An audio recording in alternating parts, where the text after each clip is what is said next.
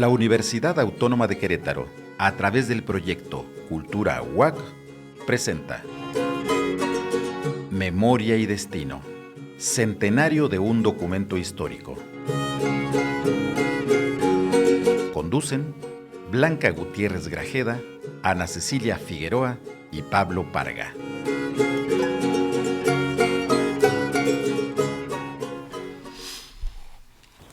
Bienvenidos a Memoria y Destino, centenario de un documento histórico. Hoy vamos a hablar del primer intento que tuvieron las facciones o grupos revolucionarios por ponerse de acuerdo en este periodo cruento que cobró en México más de 1 millón de muertos, que es la Revolución Mexicana.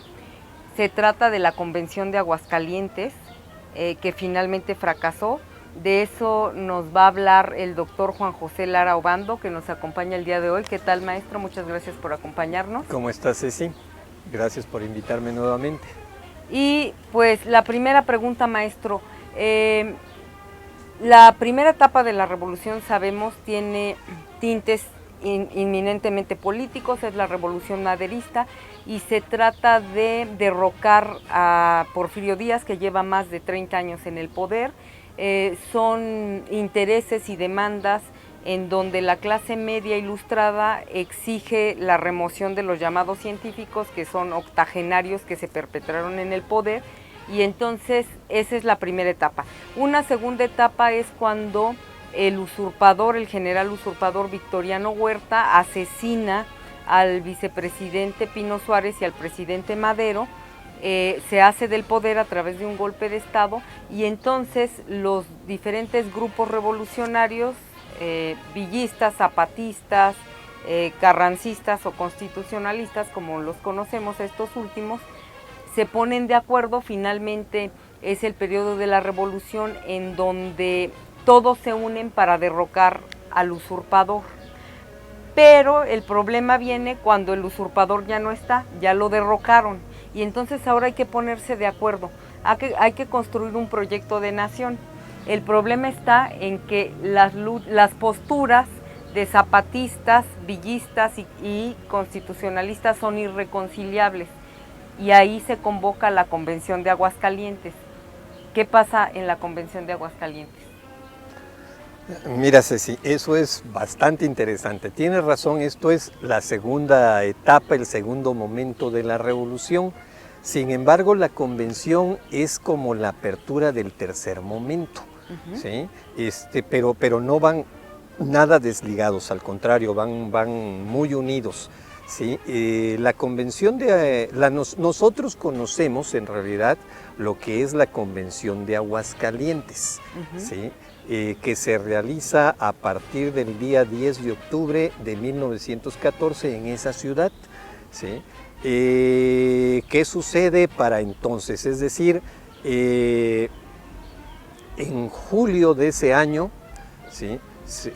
Desde mayo de ese año, ¿sí? No, julio de ese año, se fue Victoriano Huerta del país. ¿Sí? Por lo tanto, los ejércitos revolucionarios, ¿sí? Ya ganaron la revolución, ¿sí? Los ejércitos revolucionarios fueron convocados a la revolución, ¿sí? Por un documento, ¿sí? Que todos suscribieron, que se llama Plan de Guadalupe, ¿sí? El Plan de Guadalupe se firmó a en marzo de 1913 en la Hacienda de Guadalupe, en Coahuila. La Hacienda de Guadalupe era una hacienda de Venustiano Carranza, y Carranza convocó a los distintos jefes revolucionarios que venían participando o que habían participado ya en el periodo maderista, ¿sí? Todos aquellos que fueron maderistas, todos que participaron en la revolución, son convocados por Carranza y declaran nuevamente la lucha en contra de Victoriano Huerta, ¿sí? Hasta derrocarlo, ¿sí? Como lucha revolucionaria. Como es una concentración de jefes, es una reunión de jefes, ¿sí? Quien queda a la cabeza de estos, y se le llama a partir de entonces el primer jefe, es Venustiano Carranza, ¿sí? Pero todos son jefes revolucionarios, ¿sí? El Plan de Guadalupe instaura precisamente eso. Lo que declara el Plan de Guadalupe es que la revolución en México continúa, ¿sí? Y va a continuar hasta derrocar a Victoriano Huerta y hasta conformar un gobierno democrático a partir de ahí. Sin embargo, en la medida en que se derrote a Victoriano Huerta, el ejército, el Plan de Guadalupe instituye que debe de haber un gobernante provisional en el país y ese será, en este caso, el primer jefe. Ahí empieza el problema de la convención de Aguascalientes, que entonces no es en Aguascalientes, sino en la Cámara de Diputados de la Ciudad de México. Exactamente. ¿Por qué? Porque Venustiano Carranza quiere ser el presidente provisional del país cuando se había acordado que ningún jefe revolucionario podía ser candidato a ese cargo. Ahí es cuando Villa lo desconoce y entonces, ¿qué pasa? Bien, esa es precisamente la discusión. Pero también hay un elemento previo, ¿sí? La guerra revolucionaria, la guerra civil, la hicieron los distintos grupos revolucionarios. Si nosotros sintetizamos esos grupos en Villa y en Carranza, son dos personajes muy diferentes y también dos ejércitos muy distintos, ¿sí? Villa es un personaje que no tiene tierras, es un trabajador del campo, ¿sí? Y es un trabajador del campo que ha dejado de trabajar el campo y se ha empezado a dedicar a otras actividades, es decir, al avigeato, ¿sí? Es decir, al robo de ganado, ¿sí? Y se ha convertido en un ladrón popular, además, ¿sí? En un bandido social, ¿sí? Es decir, tiene otro tipo de actividades porque tiene que sobrevivir, ¿sí? Y eso es el común o el representativo, ¿sí? De los personajes populares de la revolución. Tienen que sobrevivir, no tienen medios, no tienen ni trabajo, ¿sí? En cambio... Y veamos Carranza. Carranza es lo opuesto. Carranza es un criollo, viene de familia criolla, es una gente que tiene tierras, ¿sí? Su familia ha sido terrateniente, tiene empresas, se ha convertido o ha pasado al ámbito industrial, ha hecho carrera política, ha sido diputado, senador, gobernador profesional de su estado, es decir, son personas totalmente diferentes, ¿sí? Y ellos son, digamos, los representantes de la Revolución Mexicana, ¿sí? Entonces, en la Revolución Mexicana lo que tenemos por un lado es a los campesinos pobres, ¿sí? A los desheredados de la tierra, como ellos mismos se llaman, y por otro lado a la burguesía naciente, ¿sí? Y obviamente el proyecto de nación de cada uno de los dos, pues es eminentemente diferente, ¿sí? De hecho, el planteamiento con el que participan en la revolución también es diferente, los lleva a confrontaciones, ¿sí? Sí, se dice que el personaje victorioso a nivel militar de la revolución es Villa, el que derrota a Huerta finalmente en dos grandes combates en Torreón y Zacatecas es Villa, pero Carranza no le había dado órdenes de atacar ninguna de las dos ciudades y por lo tanto se enfrentan, se enojan, ¿sí? Lo castiga. Lo castiga, por supuesto, y en ese sentido pues no hay una cercanía entre ellos, ¿sí? Apenas derrotan a Huerta, ¿sí? Los ejércitos populares dicen quienes los derrotamos fuimos nosotros, no Carranza, ¿sí? Quienes tenemos derecho a decir qué queremos somos nosotros, ¿sí? No solamente Carranza, ¿sí? Y Emiliano Zapata ni siquiera los voltea a ver, ¿no? Por lo menos Villa y Carranza, cuando la convención se estaba llevando a cabo en la Ciudad de México, por lo menos se estaban enfrentando. Claro. Pero Emiliano Zapata ni siquiera estaba presente, el Ejército Libertador del Sur no existía ahí. Bueno, tienen que traerlos. Claro. Esa es otra visión, ¿sí? Eso nos deja ver que existen diferentes visiones en la Revolución Mexicana, ¿sí? Y en ese sentido, bueno, Zapata representa al mundo indígena, ¿sí? El mundo indígena pues había tenido tierras, ¿sí? En la época Mantenían sus prehispánica. tierras trabajando, ¿sí? Y algunas las lograron tener aún hasta esa época, hasta poco antes de eso. Perdieron las tierras a partir de las leyes de reforma, fueron perdiendo tierras, ¿sí? Entonces, ellos lo que buscaban era recuperar las tierras que recientemente habían perdido y con eso se daban por satisfechos. Pero ¿sí? no iban a esperar a que la revolución concluyera. No, por supuesto. Por eso no participaban en un principio en la convención, porque ellos querían que en ese momento se legislara para el reparto de las tierras y por eso no acudieron a la convención. Así es, esa va a ser precisamente la argumentación de los grupos populares, ¿sí? En primer lugar, lo que tiene que resolverse en el país no es quién va a ser el presidente de la República, sino cómo convertimos al país en un territorio democrático. Es decir, lo que exigen los ejércitos populares es eso. ¿Sí? El país necesita una democracia en la cual, ¿sí?, los habitantes tengan trabajo, ¿sí?, los campesinos tengan tierra, ¿sí?, haya seguridad y haya educación para la población que no haya tenido acceso a eso, ¿sí? Y eso necesita resolverse antes de tener un presidente de la República.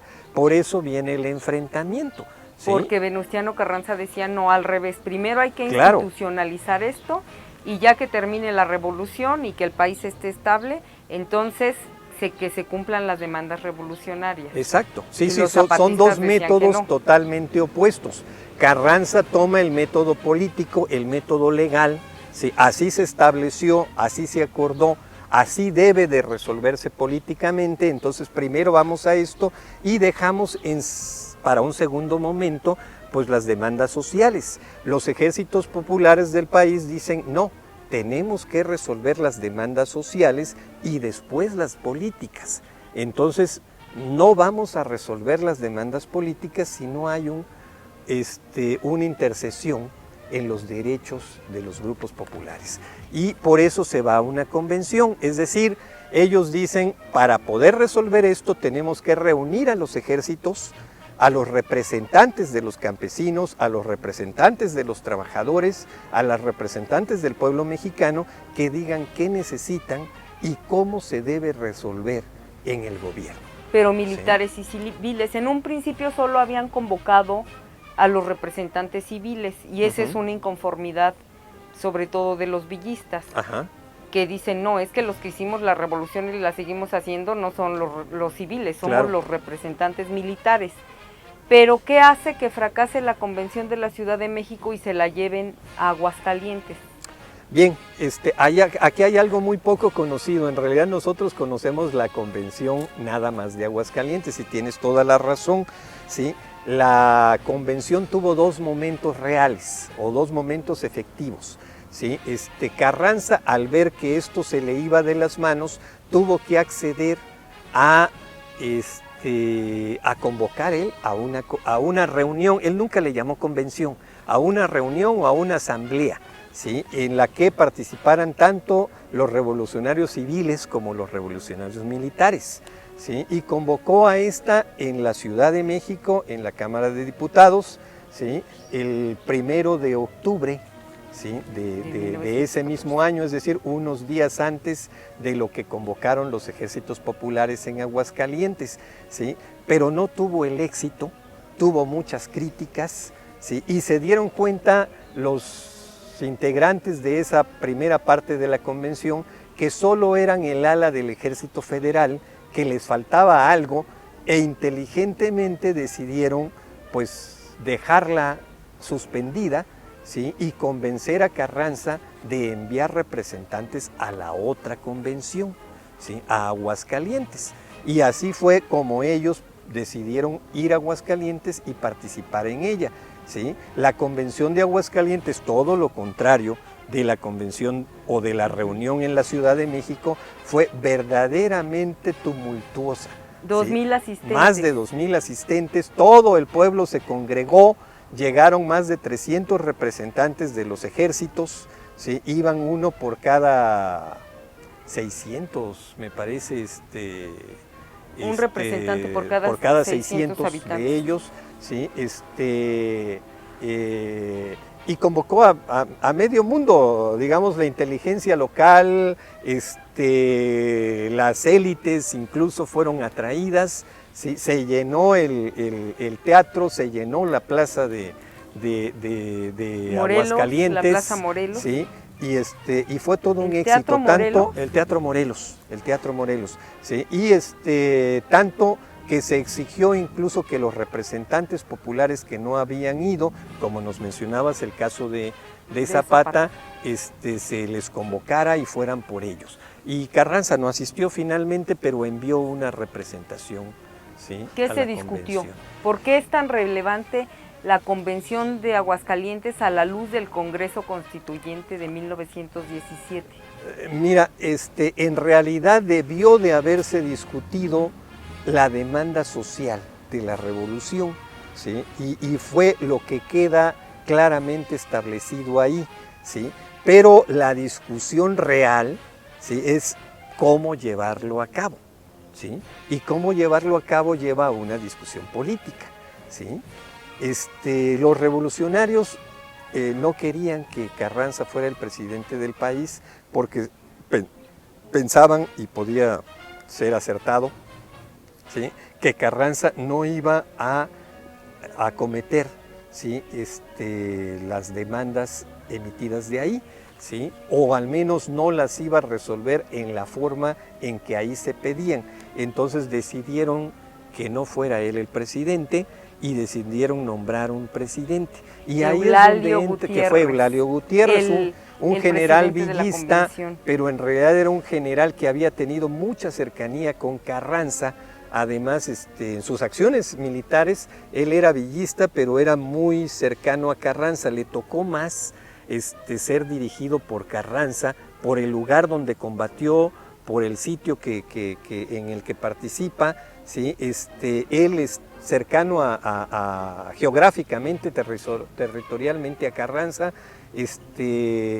no es un campesino, es una clase media urbana, ¿sí?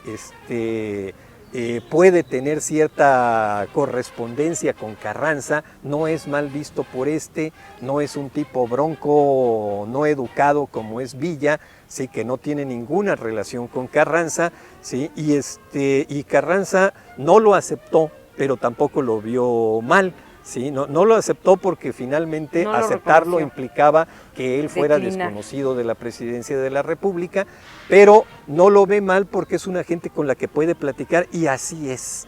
¿Sí? Finalmente, al paso de los días, los ejércitos populares dijeron que no era un campesino el que lo representaba, refiriéndose a Eulalio Gutiérrez, ¿sí? Que finalmente era un burgués, ¿sí? Y finalmente fueron viendo que él buscó cierta conciliación con Carranza, así que no les gustó, ¿sí? Y al paso de los meses decidieron quitarlo, ¿sí?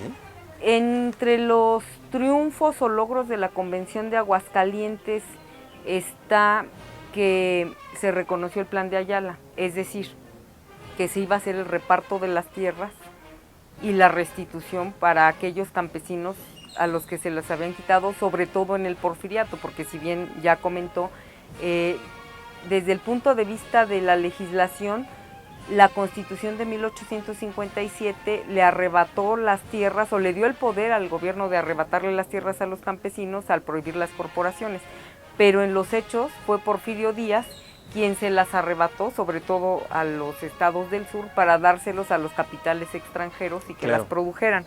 Entonces considera que el mayor triunfo de la Convención de Aguascalientes fue incorporar el plan de Ayala, que se repartieran las tierras a los pueblos del sur. Es sustancial, esa es la demanda de la Revolución Mexicana, ¿sí? Y Zapata decide no ir, pero condiciona, ¿sí?, la asistencia y la participación de sus enviados, de su grupo enviado, de sus representantes, a que se acepte el plan de Ayala. ¿Sí? Y así es, la convención la acepta. ¿sí? Sin embargo, he de decir esto, en realidad esa es la diferencia sustancial, ¿sí?, de las dos posturas, de la convencionista y de la constitucionalista, ¿sí? Carranza cuidó siempre de decir, ¿sí?, que los campesinos tendrían tierra, ¿sí?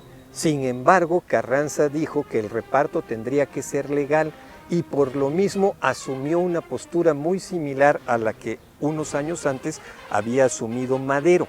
Es decir, se van a hacer los estudios, ¿sí?, con cada propietario, con cada terrateniente, qué tierras tiene, de cuáles se ha apoderado en los últimos años, a quiénes se las quitó, y después de eso se va a decidir qué tipo de tierras y cuáles y en qué cantidad y a quiénes se van a repartir o a dotar, ¿sí? Eso implicaba que podían pasar años para que esto se realizara, ¿sí? Y los ejércitos populares dijeron no, ¿sí? La tierra, ¿sí?, y obviamente se abría la puerta legal, ¿sí? Si los campesinos no estaban de acuerdo, ¿sí?, podían lucharlo a través de las leyes, ¿sí?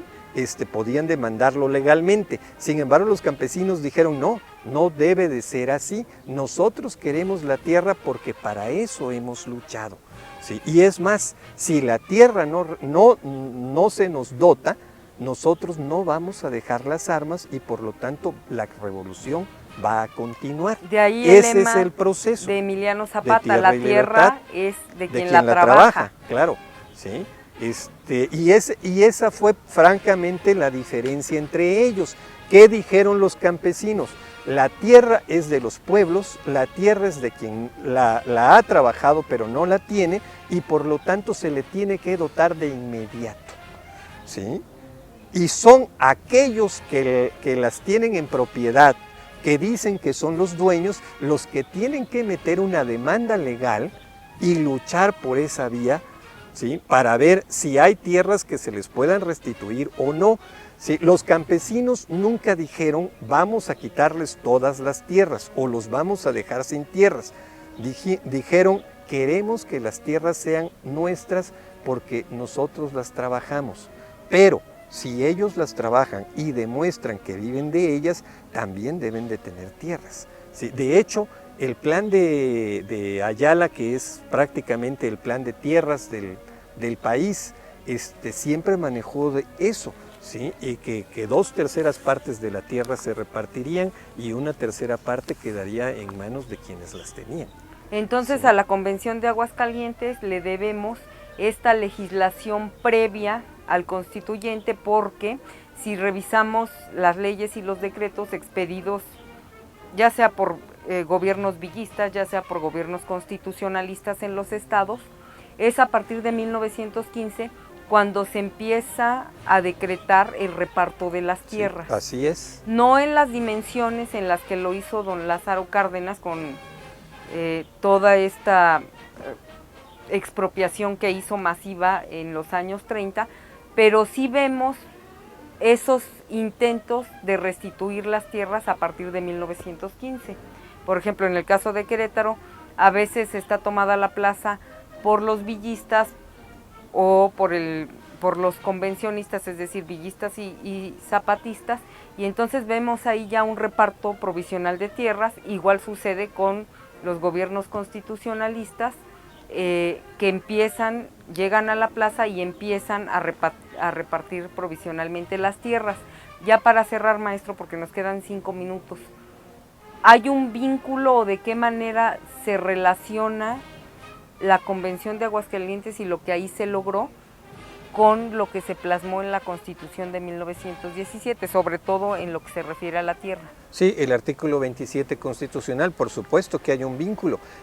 La Constitución va a plasmar precisamente todas estas leyes que tú mencionas. La ley de enero de 1915 es prácticamente una ley muy avanzada en su momento, planteada por Carranza, y se ve obviamente que la preocupación sustancial de la revolución es la tierra. Entonces, en ese sentido va a quedar plasmada fuertemente ahí, pero hay otra cosa que me parece muy importante de la convención, que es con la que quiero concluir.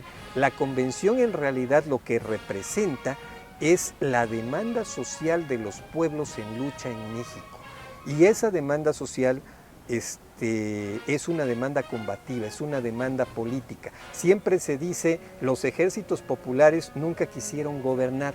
No sé si realmente hayan querido o no gobernar, pero sí nos muestra que sí tienen demandas, que sí obligaron a los gobiernos a resolverlas, ¿sí? Y que sí tuvieron una visión política porque lo plantearon en los tratados, en los pactos, en las discusiones, realizaron una convención y llegaron hasta la Constitución. Así que los ejércitos populares sí tienen una participación política. Qué bueno que lo dice, porque se les acusa a villistas y a zapatistas de no haber triunfado porque no tenían un proyecto de nación.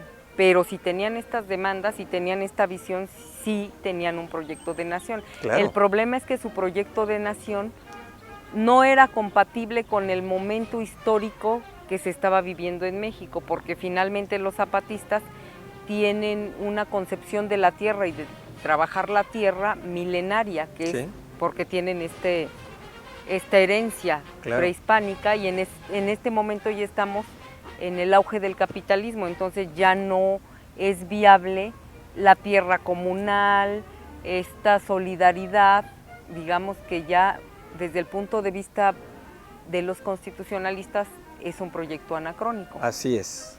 Le agradecemos, maestro, que nos haya acompañado. Nos vemos en la próxima emisión de Memoria y Destino, centenario de un documento histórico. Muchísimas gracias.